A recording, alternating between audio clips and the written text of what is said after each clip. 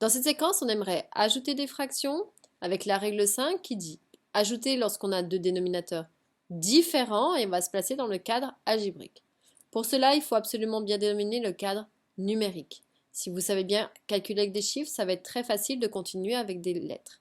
Donc déjà, dans un premier temps, on aimerait faire 2 sur x moins 1 plus 5 sur x plus 2. Faites une pause sur les vidéos, essayez de faire tout seul et venez voir si vous avez juste. Donc déjà, on voit qu'on n'a pas les mêmes dénominateurs. J'ai un dénominateur qui va s'appeler x moins 1, c'est tout ça, et j'ai un dénominateur qui va s'appeler x plus 2, tout ça.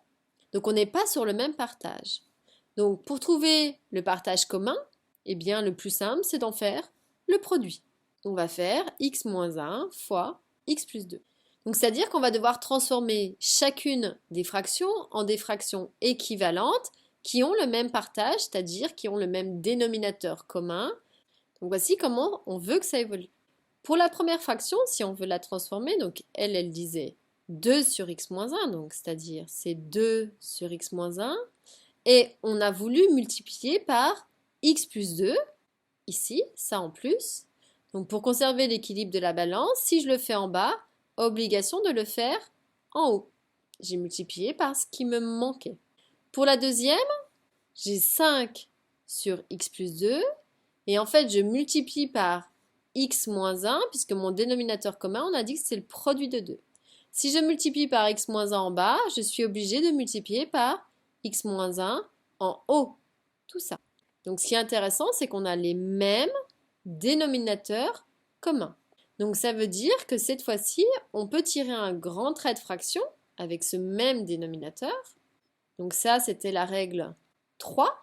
Et je vais regrouper mes éléments pour ensuite pouvoir, en développant peut-être, simplifier. Je recopie bien le bon signe ici, c'est un signe plus, alors on n'a pas besoin encore de prendre des précautions.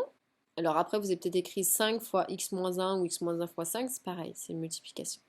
Donc maintenant, on doit regrouper tout ça ensemble, c'est pas fini d'être réduit. Donc ici, c'est des techniques de calcul qu'on a vues dans d'autres séquences. Si j'ai deux facteurs de x plus 2, eh bien on va chercher à développer en distribuant le 2 aux deux éléments.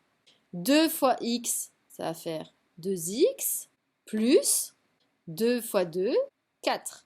Après, j'ai un signe plus, donc j'ai peu de soucis à me faire. Et on va distribuer le deuxième élément. C'est-à-dire que 5, il va être donné à x et il va être donné à moins 1. 5 fois x, 5x, moins, on me dit, 1 fois 5, 5. Divisé toujours par mon dénominateur. Alors c'est fastidieux, mais il va falloir tout recopier à chaque fois. Et donc maintenant, on n'a pas terminé, donc on commence déjà à écrire notre dénominateur, comme ça ce sera fait. Et ici, il va falloir regrouper les éléments de la même famille. C'est pas fini, puisqu'on a de la famille des x, ici et ici. J'en ai 2, et là j'en ai plus 5, attention. 2 plus 5 dans la famille des x, ça m'en fait 7x. Et ensuite, j'ai une famille de constantes, ici et ici.